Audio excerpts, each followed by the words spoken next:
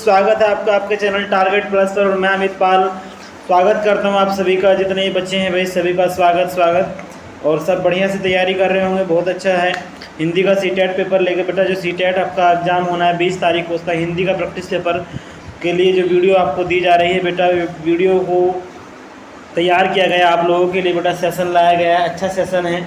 आप लोग इसको जांच सकते हैं, परख सकते हैं कि एटलीस्ट आपकी तैयारी हिंदी में कितनी है। तो उसको लेकर के बेटा जो प्रैक्टिस पेपर है उसके क्वेश्चंस को लाए गए हैं, ठीक है। पूरा का पूरा प्रैक्टिस पेपर तैयार होता है बेटा, लेकिन उसमें से जो हिंदी वाला पेपर होता है वो मैं आपको बता रहा हूँ इसमें से। तो हिंदी वाला जो पेपर है बेटा, ये 2019 वाला पेपर मैंने उठाया है। सीटेट 2019 वाला जो पेपर है उसको लेकर के आप तक समझाने की पूरी कोशिश होगी बेटा। चैनल पर पहली बार हो तो चैनल को सब्सक्राइब जरूर कर लेना, वीडियो को लाइक कर लेना, बेल आइकन को प्रेस कर लेना। और बेटा निरंतर सेशन चलता रहेगा, सेशन एकदम मज़ेदार होने वाला है। बिल्कुल जितने भी ऑफलाइन वाले बच्चे हैं वो भी ध्यान से सुन लें भाई, आप सभी लोगों के लिए चल रहा है। और ऑनलाइन वाले बच्चे जो सुनेंगे रिकॉर्डिंग वीडियो को वो थोड़ा सा ध्यान से समझेंगे सारी चीज़ों को, ठीक है। आप लोगों को ध्यान में रखते हुए सारी चीज़ें मैं करता हूँ बेटा, और आप लोगों का ध्यान रखता हूँ, ठीक है। तो चलते हैं सेशन की ओर, सेशन को बढ़ाते हैं आगे, बहुत मज़ेदार मस्त सेशन होने वाला है। तो शुरुआत करते हैं हिंदी की बेटा। हिंदी एक ऐसा आपका टॉपिक है जो सीटेट के अंदर अगर देखा जाए तो इसमें आप 30/30 का स्कोर ला सकते हैं और अपना पेपर 1 पेपर 2 को सिक्योर कर सकते हैं। तो हिंदी आपका हिंदी ही होना चाहिए। आप इसमें अच्छे से हमारी एक तरीके से, अगर हिंदी में भी मार्क्स नहीं आते तो उसको अच्छा नहीं समझा जाता, तो आप हिंदी में मेहनत करिएगा और बहुत अच्छे से आपको आगे बढ़ना है, बहुत अच्छे से आगे चलना है। तो शुरुआत करते हैं, यही बजर बजाते हैं हिंदी का, और हिंदी आपको चलानी है। तो निम्नलिखित गद्यांश को पढ़कर पूछे गए प्रश्नों को सबसे उपयुक्त उत्तर वाले प्रश्न आपको चुनने हैं। तो बेटा सबसे पहले आपको पैराग्राफ दिया गया है, तो हिंदी का पैराग्राफ है, इन शॉर्ट हम पढ़ लेंगे और फिर आपको आंसर देने में कोई कठिनाई नहीं होगी। तो शुरू करते हैं। प्यारे जितने भी हमारे फ्रेंड्स हमारे साथ लगे हुए हैं, जितने भी बच्चे हमारे साथ लगे हुए हैं, सबका एक बार फिर तहे दिल से स्वागत करते हैं। और स्वतंत्रता दिवस के आगाज़ के साथ ये हिंदी का सेशन को आगे बढ़ाते हैं। चलिए शुरुआत करते हैं भाई, आ जाइएगा। बिल्कुल देखो पैराग्राफ को एक बार देख लेते हैं। पैराग्राफ क्या कहता है आपका, एटलीस्ट अगर देखा जाए तो कह रहा है कि हम ये पैराग्राफ हम एक बार रीड कर लेंगे आपके लिए बेटा, ताकि आपको समझ आ सके, क्योंकि सीधे प्रश्न पर जाना भी ठीक नहीं है, क्योंकि कई बार हम पता नहीं कर पाते हैं। तो हिंदी का पैराग्राफ है, जस्ट आप कुछ ही मिनट्स में इसको पढ़ लेंगे, ठीक है। तो देखते हैं बेटा, हम श्वास द्वारा ऑक्सीजन ग्रहण करते हैं और कार्बन डाइऑक्साइड छोड़ते हैं। ऐसा ही अधिकार जानवरों, चिड़ियों, रेंगने वाले जंतु, कीड़े मकोड़ों के द्वारा भी किया जाता है। दूसरी ओर सभी प्रकार की जो वनस्पति होती हैं बेटा, उसको भी इसमें बताया गया है। अगर देखा जाए, दूसरी ओर सभी प्रकार की वनस्पतियां कार्बन डाइऑक्साइड ग्रहण करती हैं और ऑक्सीजन छोड़ती हैं। यदि हवा में लंबे समय तक ऑक्सीजन और कार्बन डाइऑक्साइड का अनुपात एक जैसा रहे, तब उसका अर्थ होगा कि पौधों और प्राणियों का जीवन एक दूसरे के अस्तित्व के मामले पर समान स्तर पर आ जाएगा। लेकिन यदि हम कार्बन डाइऑक्साइड का अनुपात वातावरण में बढ़ा दें, तब प्रकृति के द्वारा लाखों सालों से बनाकर रखा गया संतुलन बदल जाएगा।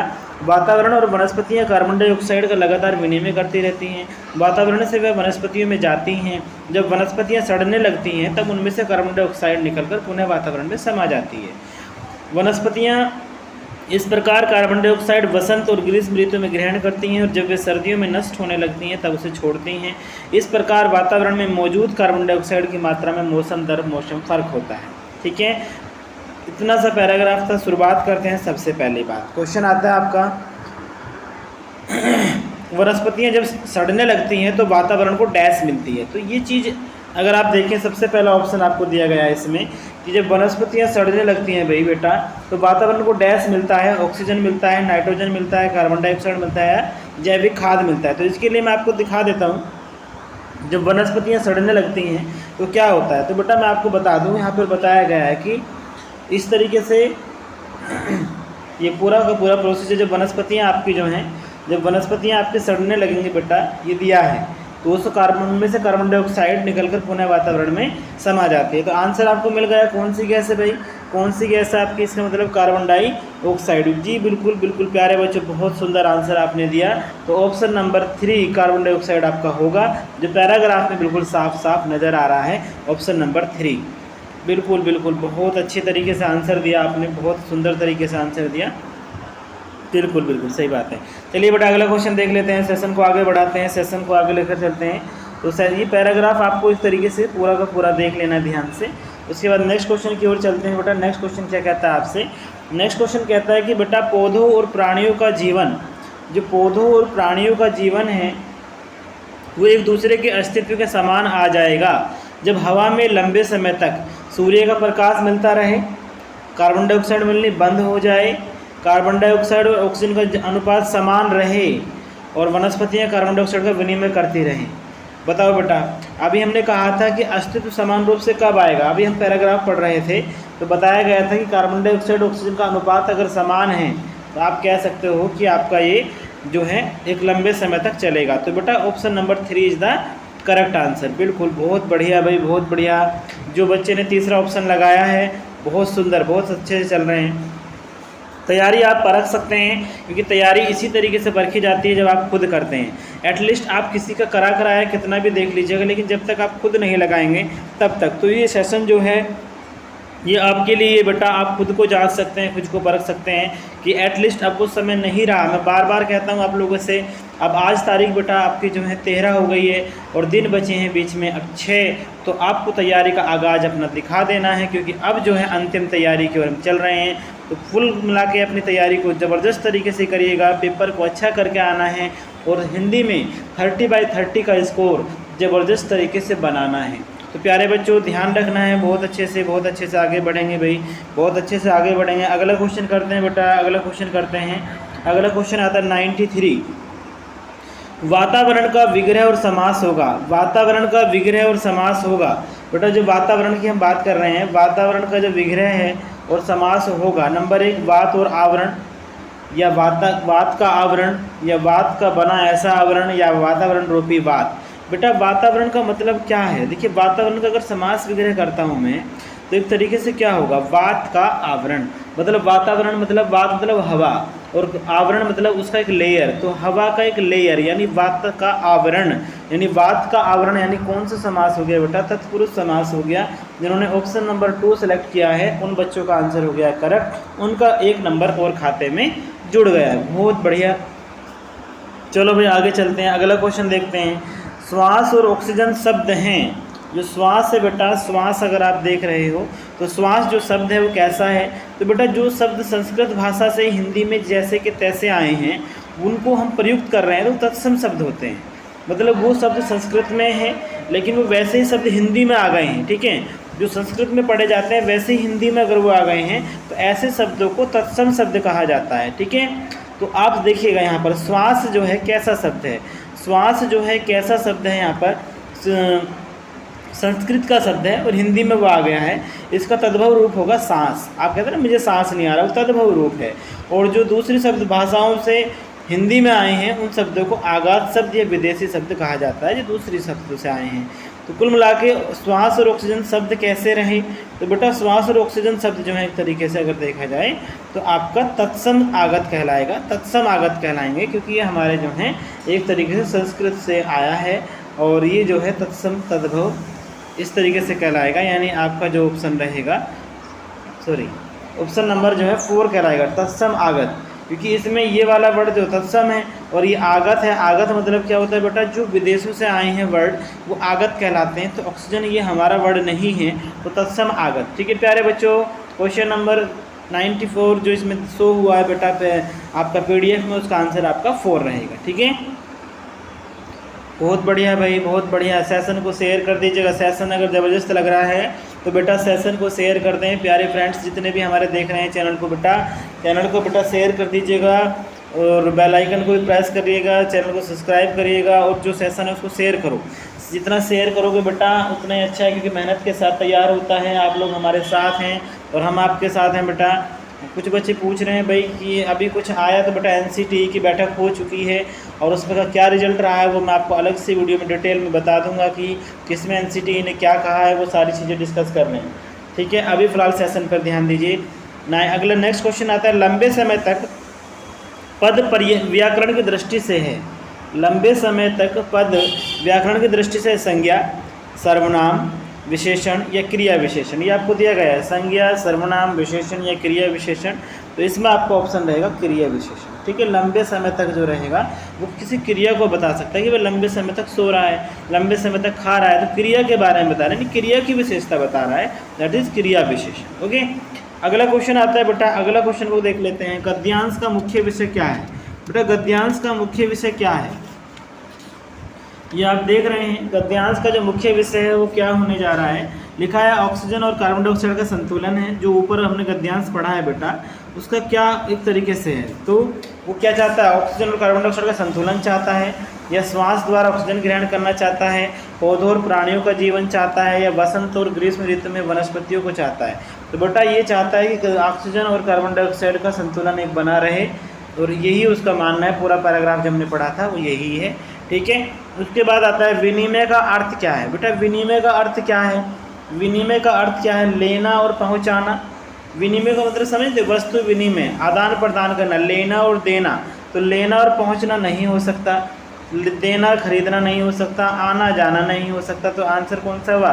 Option number 3। बिल्कुल, बहुत समझदार हो गए हैं भाई, बहुत अच्छा, बहुत अच्छा, बहुत बढ़िया कर रहे हैं, बहुत बढ़िया कर रहे हैं। ऑनलाइन वाले बच्चे भी जांच लें, परख लें हर चीज़ को बेटा। चलो अगला क्वेश्चन देख लेते हैं।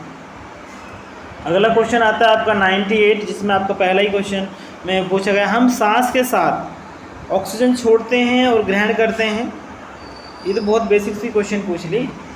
ठीक है, ऑक्सीजन लेते हैं और कार्बन डाइऑक्साइड छोड़ते हैं, कार्बन डाइऑक्साइड लेते हैं और छोड़ते हैं, कार्बन डाइऑक्साइड लेते हैं और ऑक्सीजन छोड़ते हैं। बताइए भाई क्या करते हो आप? क्या करते हो आप? ऑक्सीजन छोड़ते हो बेटा या ग्रहण करते हो? दोनों चीज़ें बताओ।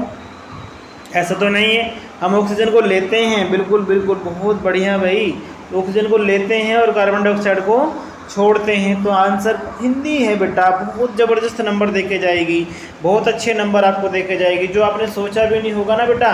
इसमें कोई ये नहीं कि होता कि आप 4 महीने से तैयारी कर रहे हैं, आप केवल और केवल प्रैक्टिस पेपर लगा लो। मेरे बालक जितने भी दोस्त हमारे, जितने फ्रेंड्स हमारे समय सुन रहे हैं, वो ध्यान रखें, अगर हिंदी का प्रैक्टिस पेपर लगा लिया तो 30/30 कहीं नहीं गए, क्योंकि टारगेट प्लस का टारगेट ही है आप लोगों को 30/30 तक पहुंचाना। क्योंकि जो पेपर मैं दे रहा हूँ बेटा आपको, वो एक तरीके से सीटेट की पावर दे रहा हूँ। उस समय जो ये मैं आपको प्रैक्टिस पेपर दे रहा हूँ, ये आपके अंदर एक पावर का काम करेगा, पावर का काम करेगा, पावर आपको मिलेगी, समझ में आएगा कि आखिरकार करना क्या है। बिल्कुल क्लियर हो रही है बात? बहुत अच्छा, बहुत बढ़िया भाई, बहुत बढ़िया। ठीक है, अगला क्वेश्चन देखते हैं। अगला क्वेश्चन देख लेते हैं। ऑक्सीजन ग्रहण करने में अधिकांश जीवधारियों का स्वभाव क्या होता है? ऑक्सीजन जो ग्रहण करते हैं बेटा, उसमें सबका स्वभाव एक सही है या अलग अलग है? मानव से भिन्न रहता है, मानव से विपरीत रहता है, मानव की तरह ही है, ये विचित्र प्रकार का है। तो ये क्वेश्चन भी पैराग्राफ से है, तो मानव की तरह ही सब सांस लेते हैं, सब ऑक्सीजन ले रहे हैं, कार्बन डाइऑक्साइड छोड़ रहे हैं, यही तो प्रोसेस है। मानव से भिन्न क्या है? वैसे तो है नहीं कि मानव से भिन्न कि भाई वो कार्बन डाइऑक्साइड ले रहे हैं और ऑक्सीजन छोड़ रहे हैं, ऐसा तो नहीं करते जितने भी जीव जंतु हैं। तो जितने भी जीवधारी हैं, जीवधारी मतलब जो भी संसार में हमारे जीव हैं, चाहे वो हमारे रेंगने वाले हों, चाहे वो हमारे तैरने वाले हों, चाहे वो हमारे स्थल पर रहने वाले हों, एटलीस्ट कहीं भी अगर कोई भी रह रहा है बेटा, तो दोस्त फ्रेंड्स आपको ध्यान रखना है कि इसमें आपका ऑप्शन नंबर 3 यानी मानव की तरह ही आप ऑक्सीजन ग्रहण कर रहे हैं। बहुत सुंदर भाई, बहुत बढ़िया। अगला क्वेश्चन देख लेते हैं, नेक्स्ट क्या है। फिर एक पैराग्राफ आता है कि प्रश्न संख्या 100 से 105 तक काव्यांश को पढ़कर पूछे गए प्रश्नों के सबसे उपयुक्त उत्तर वाले विकल्प को चुनिए। वह आता है दो टूक कलेजे के करता पछताता पथ पर आता, पेट पीठ दोनों मिलकर हैं एक, चल रहा लकुटिया टेक, मुट्ठी भर दाने को भूख मिटाने को, मुंह फटी पुरानी झोली को फैलाता, दो टूक कलेजे के करता पछताता पथ पर आता। बेटा ये एक लाइन दी गई है, एक आपको काव्यांश दिया गया है बेटा, ठीक है। क्वेश्चन को पढ़ते हैं बेटा। क्वेश्चन क्या कहता है? क्वेश्चन कहता है कि पेट पीठ दोनों मिलकर हैं एक, इसका कारण क्या हो सकता है? तो इसमें बताया गया है ना कि पेट पीठ दोनों मिलकर हैं एक, इसका कारण क्या हो सकता है? पहला सिकुड़ कर बैठना, दूसरा झुककर चलना, तीसरा कुछ भी भोजन न करना, और चौथा भीख मांगने का नाटक करना। बेटा पेट पीठ दोनों मिलकर एक हो गए हैं, तो इसका कारण क्या हो सकता है? सिकुड़ कर बैठना नहीं हो सकता, यानी झुककर चलना भी नहीं हो सकता। बिल्कुल कुछ भी भोजन ना करना, आपको बेटा भोजन ना दिया जाए तो आप जो है क्या करेंगे, पेट और पीठ दोनों मिल जाएंगे और एक हो जाएंगे और आप कहेंगे कि भाई भूख लगी है खाने को, लेकिन नहीं है कुछ खाने को। तो ये चीज़ें ज़रूरी हैं। फिलहाल अब खाने के बारे में कोई नहीं सोचेगा, ठीक है। सेशन में आ जाओ भाई, सेशन में आ जाओ, खाने के बारे में नहीं सोचना, खाने का तो दिल करता ही रहता है, ठीक है। चलते हैं बेटा फ्रेंड्स, आगे चलते हैं बेटा, जो भी हमारे चैनल पर हैं बच्चे, आगे का क्वेश्चन देख लेते हैं बेटा। क्वेश्चन नंबर 101, कलेजे के दो टूक करना। कलेजे के दो टूक करना का आशय है टुकड़े टुकड़े करना, मन को कष्ट पहुंचाना, दिल की चीर फाड़ करना और कठिनाई पैदा करना।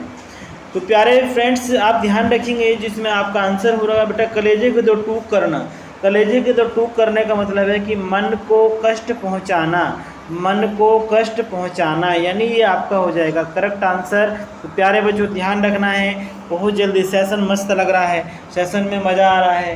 तो अभी हम करते हैं, तो ये सारी चीज़ें बेटा सेशन को शेयर करते चलेंगे, सेशन शेयर करिएगा।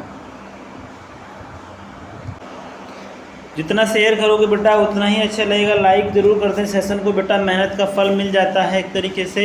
आप लोगों के लिए पूरा पेपर तैयार करते हैं, पूरा पेपर को लाते हैं किस तरीके से, तो आप तक पहुंचाते हैं बेटा, आपको कोई दिक्कत ना हो, ताकि आपका टाइम वेस्ट भी ना हो और आपको मिल जाए हिंदी का सेशन मस्त वाला। तो यही चीज़ें होती हैं। अगला क्वेश्चन कर लेते हैं बेटा, अगले सेशन में सेशन को आगे बढ़ाते हैं। सेशन को आगे बढ़ाते ही अगला क्वेश्चन आ जाता है आपका, भिखारी अपनी झोली क्यों फैलाता है। भिखारी अपनी झोली क्यों फैलाता है। पहला है भूख मिटाने के लिए कुछ अन्न चाहता है, दूसरा झोली में कुछ छिपाना चाहता है, तीसरा मुट्ठी भर अनाज दिखाना चाहता है और अपनी गरीबी के बारे में बताना चाहता है। बताओ क्या करना चाहता है भिखारी। भिखारी अपनी झोली क्यों फैला रहा है भाई, क्यों फैला रहा है, तो भूख मिटाने के लिए कुछ अन्न चाहता है, भूख मिटाने के लिए कुछ अन्न चाहता है, छिपाने की कोई बात नहीं है, मुट्ठी भर अनाज नहीं दिखाना चाहता, गरीबी के बारे में बताना चाहता है, ऐसा नहीं है, भूख मिटाने के लिए कुछ अन्न चाहता है। ये सब चीज़ें हैं बेटा। नेक्स्ट क्वेश्चन देख लेते हैं आपका, मुँह शब्द में प्रयुक्त चंद्र बिंदु। मुँह शब्द में बेटा ऊपर चंद्र बिंदु नज़र आ रहा है, ये चंद्र बिंदु नज़र आ रहा होगा आपको। मुँह शब्द में प्रयुक्त चंद्र बिंदु क्या है बेटा, ये अनुस्वार है या अनुनासिक है या नासिक्य है या शिरोरेखा है। जल्दी जल्दी बताओ। जो ऊपर चांद घाट बिंदु लगा है बेटा वो आपका क्या होगा, एक तरीके से अनुनासिक होगा। क्या होगा, अनुनासिक होगा, क्योंकि जो चंद्र बिंदु होते हैं उनको अनुनासिक कहते हैं। जहाँ बहुत कम सांस निकलती हो, नाक से बहुत कम सांस निकलती है, वो अनुनासिक हो जाते हैं, ठीक है, अनुनासिक हो जाते हैं। अगला क्वेश्चन देख लेते हैं बेटा, काव्यांश से हमारे मन में उठने वाला मुख्य भाव क्या है। काव्यांश से उठने वाला हमारे मन में जो मुख्य भाव है वो क्या है, श्रृंगार, हास्य, करुणा या वीरता। इसमें क्या पता चल रहा है बेटा, किस चीज़ की बात हो रही है, तो मैं आपको बता दूं, करुणा की, दुख की बात हो रही है, एक भिखारी की, एक गरीब आदमी की करुणा की बात हो रही है। तो ये यहाँ पर बताया गया है एक तरीके से करुण रस के बारे में, तो करुणा के बारे में बताया गया है, ठीक है। ऑप्शन नंबर 3, बहुत बढ़िया भाई, बहुत बढ़िया। जितने बच्चों ने ऑप्शन नंबर 3 दिया, वेरी गुड, बहुत सुंदर, बहुत सुंदर। ऑनलाइन वाले बच्चे भी इस चीज़ को जांचेंगे, परखेंगे कि आप लोगों कितनों के मन में करुणा आया था, तो वो ध्यान रखेंगे। अगर आपने करुणा लगाया है तो आपका 1 नंबर और खाते में ऐड हो जाता है, ठीक है। बिल्कुल बिल्कुल बिल्कुल, बहुत सुंदर, बहुत सुंदर, बहुत सुंदर। अगला क्वेश्चन आता है बेटा आपका, वह आता में वह सर्वनाम किसका घोतक है। वह आता में जो वह है बेटा वो किसका घोतक है, गांधी जी का, अतिथि का, भिक्षुक का या विकलांग का। किस चीज़ का पैराग्राफ पढ़ रहे थे आप अभी, किस चीज़ का पैराग्राफ पढ़ रहे थे आप अभी, गांधी जी के बारे में पढ़ रहे थे, बिल्कुल नहीं पढ़ रहे थे, अतिथि के बारे में पढ़ रहे थे, हाँ जी, भिक्षुक के बारे में पढ़ रहे थे, भिक्षुक के बारे में पढ़ रहे थे। तो ऑप्शन रहेगा आपका 3।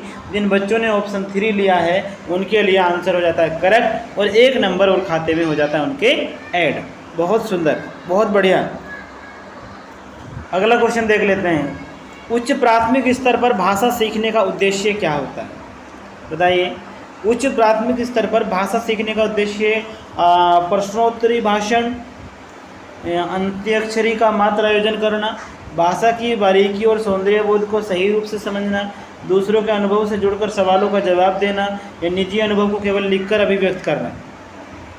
तो भाषा की बारीकी को समझना और सौंदर्य बोध को सही रूप से समझना, यानी ऑप्शन नंबर 2 आपका हो जाएगा करेक्ट आंसर। ये आपको ध्यान रखना, ऑप्शन नंबर 2, ठीक है। बहुत सुंदर, बहुत सुंदर।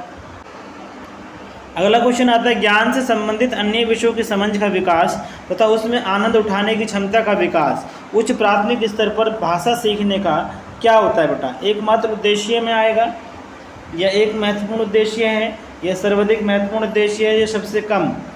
तो यहाँ पर बिल्कुल आपको ध्यान रखना है कि ज्ञान से संबंधित अन्य विषयों की समझ का विकास, उसमें आनंद उठाने की क्षमता का विकास एक महत्वपूर्ण उद्देश्य है, यानी ऑप्शन नंबर रहेगा 2 आपका सही आंसर, यानी एक महत्वपूर्ण उद्देश्य होगा।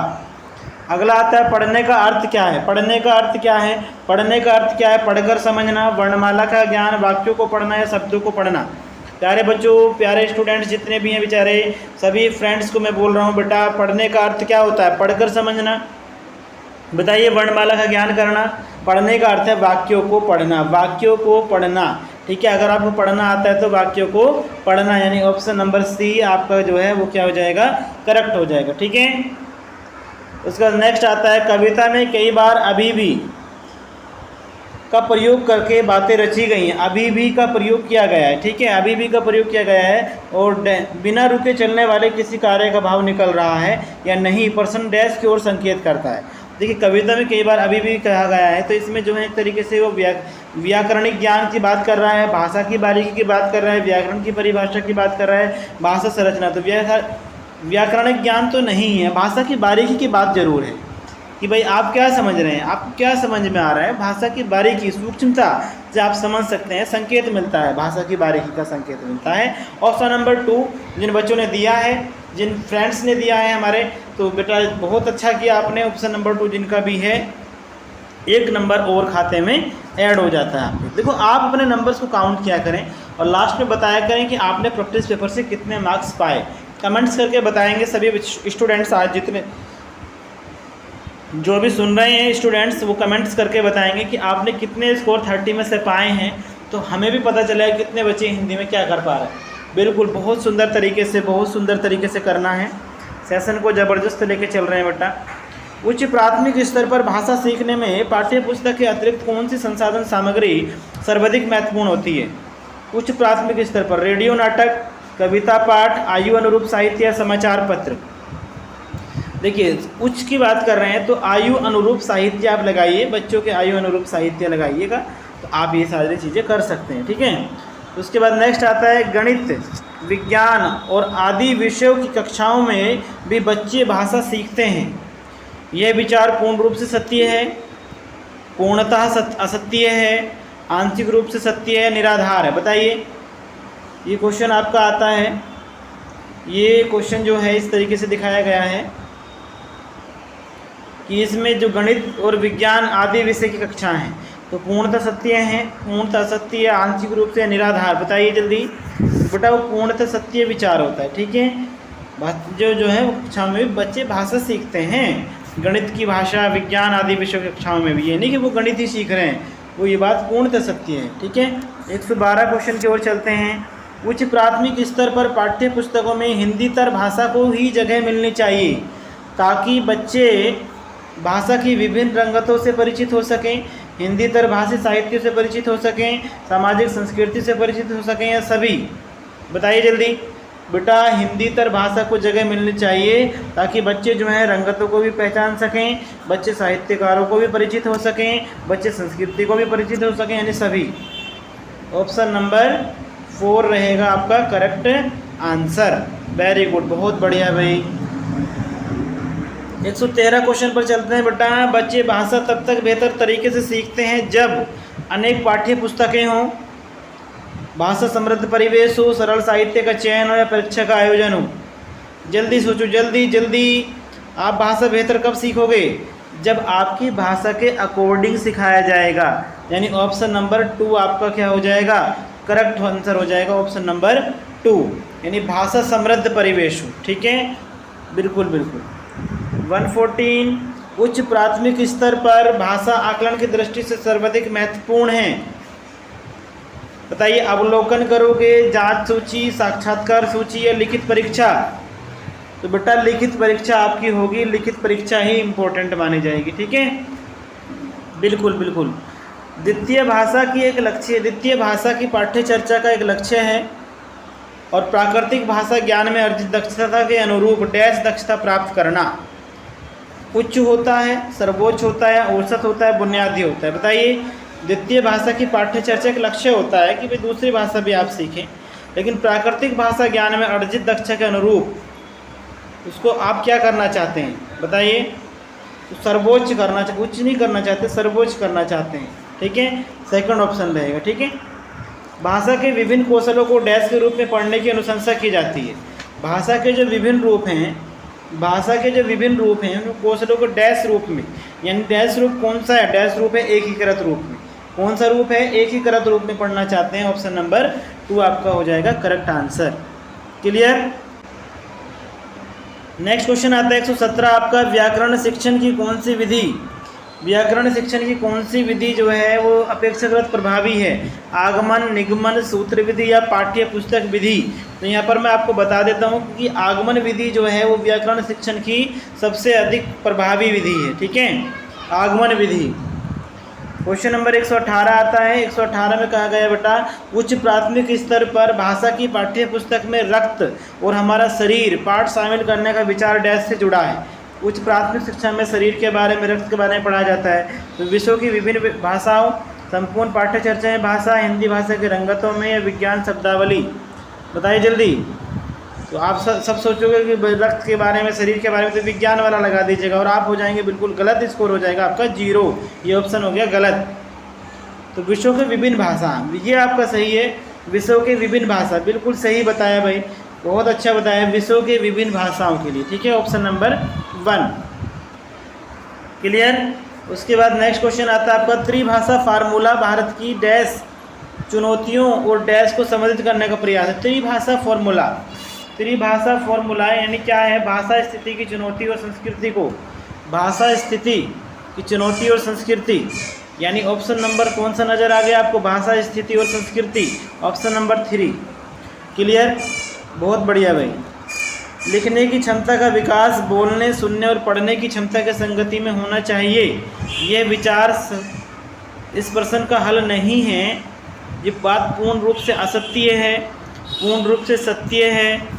सही बात है भाई, विकास बोलने का, सुनने का और पढ़ने की क्षमता में एक साथ कैसे हो जाएगा? ये सारी चीज़ें इसका हल नहीं हो सकती हैं, इसका हल नहीं हो सकती हैं। ठीक है बेटा, तो ऑप्शन नंबर 2 आपका हो जाएगा करेक्ट आंसर। तो ये था आज का सेशन बेटा हिंदी का, जो आपको ज़बरदस्त तरीके से दिया गया और खूब अच्छे से आपको समझाया गया बेटा। कोई डाउट आपके मन में है, कोई क्वेश्चन समझ नहीं आ रहा, कमेंट बॉक्स में कमेंट कर सकते हैं। और कितना स्कोर बना, जितने भी फ्रेंड्स, जितने भी बच्चे हमारे चैनल पर थे वो आपके क्या है, ऑनलाइन थे या ऑफलाइन थे, दोनों ही बच्चों को मैं बोल रहा हूँ बेटा, अपना स्कोर कमेंट बॉक्स में कमेंट करें कि आपका स्कोर एटलीस्ट कितना बना, आपने अपने आप को कितना जांचा, कितना परखा। तब तक के लिए मिलते हैं बेटा अगली वीडियो में बहुत अच्छे पेपर के साथ, प्रैक्टिस पेपर CDP के साथ। तब तक के लिए खुश रहिए, मुस्कुराते रहिए एंड टेक केयर।